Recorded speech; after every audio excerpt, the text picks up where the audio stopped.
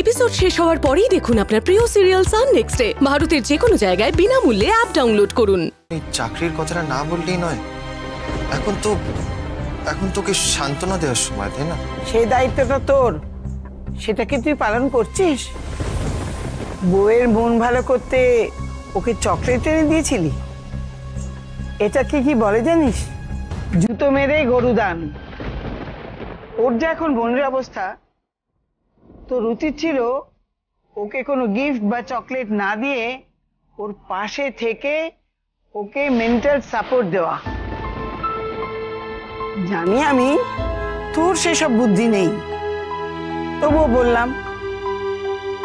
জানোটা আমি অভি কালকে কি বলেছে? ওর বর্দার সঙ্গে আমার বাবার তুলনা করেছে। জ্ঞান হওয়া থেকে আমি বর্দাকেই আমার বাবা হিসেবে মেনে নিয়েছি। তোমার বাবা আজকে তোমায় কত কিছু বলল, কিন্তু তুমি একবারও প্রতিবাদ করলে। তুমি কেন বুঝতে পারো না আলো যে বর্দার ক্ষেত্রে আমার ঠিক এই একই অনুভূতি হয়?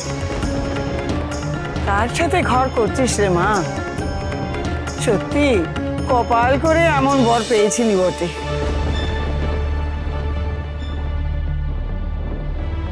শোন অভি, তোদের কম বয়স, রাগের মাথায় আমি আলোকে বলেছিলাম তোকে কিছু না জানাতে, কিন্তু সেটা আমার মনের কথা না। তোরা চাইলে এক্ষুনি এই সম্পর্ক শেষ করতে পারিস, তবে একটা কথা মনে রাখিস, একটা সম্পর্ক কিন্তু একটা চারা গাছের মতো। একটা চারা গাছকে বড় করতে যেমন সার দিতে হয়, জল দিতে হয়, অনেক মেহনত করতে হয়, ঠিক তেমনি একটা সম্পর্ক গড়তেও না অনেক সময় লাগে, অনেক যত্ন করতে হয়, অনেক সময় দিতে হয়। কিন্তু একটা সম্পর্ক ভেঙে দিতে একটা মুহূর্ত সময় লাগে। তোর এটা বোঝা উচিত ছিল আলো কিন্তু ওর বাবা মা সবাইকে ছেড়ে এখানে শুধু তোর জন্য পড়ে আছে। আমিও দেখতে চাই তুই ওর জন্য কি কি করতে পারিস। তুই কি ওর জীবনটা নতুন করে গড়ে দিবি, না তোর বর্দার কথা শুনে ওর সাথে আবার সেই খারাপ ব্যবহারই করবি?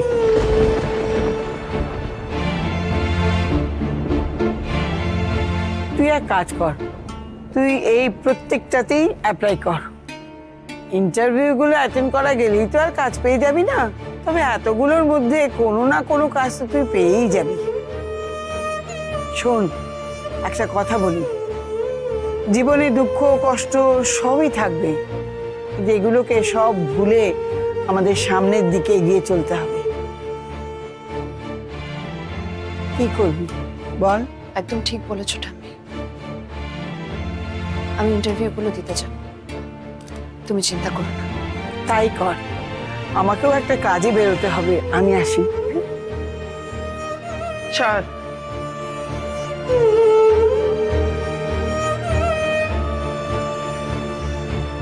আরে প্রীতম আজ ফিরছে তো হস্টেল থেকে। হ্যাঁ আমি বেরোচ্ছি। না না আমি ওকে আনতে যাব। আমি বলছি শুনুন না, আপনি একটু বেলা করে ওই আলো আর রবির ছাড়াছাড়ির আইনি কাগজগুলো নিয়ে চলে আসুন না। হ্যাঁ বাড়িতে আসবেন। আপনি বুঝতে পারছেন না, আমি খুব তাড়াতাড়ি সবকিছু সেরে ফেলতে চাইছি। আচ্ছা রাখি তাহলে। হ্যাঁ আমি বেরোবো তো। ও শোনো, আজ সবকিছু প্রীতমের পছন্দের রান্না করবে। হ্যাঁ ছেলেটা এতদিন বাদে বাড়িতে ফিরছে, বাড়ির খাবারের স্বাদই তো ভুলে গেছে। স্বাস্থ্য শরীর কেমন আছে ছেলেটার কে জানে, সেই জন্য বলছি ও যা যা পছন্দ করে তাই তাই রান্না করবে সব। সে না হয় হবে, কিন্তু কিন্তু কি বলবে? তুমি এতক্ষণ কোনো ডিভোর্সের কথা বলছিলে না? কার ডিভোর্স? বাড়ির বউ বাড়ির বউর মতো থাকো। হ্যাঁ আশপাশে কি ঘটছে না ঘটছে সেগুলো নিয়ে তোমার ভাবতে হবে। তোমাদের রান্নাঘরটা জায়গা, ভালো করে রান্না বান্না করো, সংসার ধর্ম করো, বাকিটা আমি সামলে নিচ্ছি। এই বললাম, ছেলে ফিরছে, ওর পছন্দের রান্নাগুলো করবে সব। আলো তো অভিকে ডিভোর্স দিতে চায়, তুমি কি সেই পেপারগুলো সই করার কথাই বলছিলে? দেখো আলো আর অভিকে নিয়ে অনেক অশান্তি হয়েছে এতদিন। এত ঝড়ঝাপটার পরেও ওদের বিয়েটা টিকে আছে। প্লিজ এমন কিছু করো না যাতে ওদের মধ্যে ভাঙন ধরে। তুমি আমাকে উপদেশ দেবার কি? খুব সাহস বেড়েছে না তোমার? কে জোগাচ্ছে এত সাহস? ওই আলো, তাই না? শোনো সাবু, ওই আলো কিন্তু এ বাড়িতে থাকবে না, তোমাকে এই বাড়িতে পচে মরতে হবে, এটা বলে দিলাম। তাই কার সঙ্গে কি কথা বলছো সেটা একটু ভেবে বলো। এতদিন বাদে ছেলেটা বাড়ি ফিরছে, সেদিকে মন দাও। আমি যেন কোনোভাবে না দেখি তার অযত্ন হয়েছে। হ্যাঁ, অশান্তি, খুব অশান্তির ভয় পাও না তুমি? দেখো, এই আলো আর অভিকে বাঁচাতে গিয়ে তোমার আমার মধ্যে ছাড়াছাড়িটা না হয়ে যায়। খেয়াল রেখো।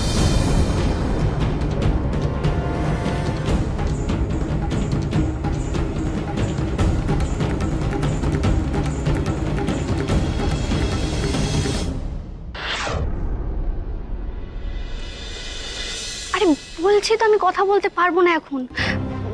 বাড়িতে অনেক বড় একটা অশান্তি চলছে। আরে সত্যি আমি এখন কথা বলতে পারবো না। দিদিকে নিয়ে অনেক বড় একটা অশান্তি হচ্ছে বাড়িতে। হ্যাঁ, মানে ওই বাড়ি থেকে না মাকে আর বাবাকে ডেকে পাঠিয়েছিল, তো ওরা গিয়েছিল, তারপরে না একটা অশান্তি হয়ে গেছে। বাবা, আমি বলছি আমি কথা বলতে পারবো না, আমি ডিটেলস কি করে বলবো? আচ্ছা বলছি, শোনো, এই বলছি যে বাড়িতে তো এত বড় একটা অশান্তি হচ্ছে, এর মধ্যে যদি আমাদের ব্যাপারটা কেউ জেনে যায় তাহলে কি হবে? তো আমার তো খুব টেনশন হচ্ছে, জেনে গেলে তো সর্বনাশ হয়ে যাবে। মনে হচ্ছে না কেউ একটা এসেছে। হ্যাঁ, আমি ফোনটা রাখছি। হ্যাঁ, কি রে, আমাকে রেখে ফোনটা রেখে দিলি যে? ফোন কই? ফোন তো আমি রাখিনি। আরে আমি তো ফোনটা জাস্ট ঘাটাঘাটি করছিলাম। আমি নিজে শুনলাম তুই কারোর সাথে কথা বলছিলি, আমাকে দেখে ফোনটা রেখে দিলি। এখানে ভাবে লুকিয়ে লুকিয়ে কার সাথে কথা বলছিলি আহেলি? আরে না, আমি তো কারোর সাথেই কথা বলছিলাম না। এই দেখ জলের বোতল, আমি জল নিতে এসেছিলাম। বোতল আমি যাই। হ্যাঁ, আমি আসছি। দাঁড়া, আমার দিকে তাকা। আহেলি, তুই কি করছিস আমি সত্যিই জানি না, কিন্তু যে কোনো ভুল করার আগে এটা মাথায় রাখিস যে এর আগে কিন্তু ছেলে মানুষের জন্যই তুই একটা ড্রাগসের কেসে ফেঁসে গিয়েছিলি, আর তারপর কি হয়েছিল সেটা নিশ্চয়ই তোর মাথায় আছে।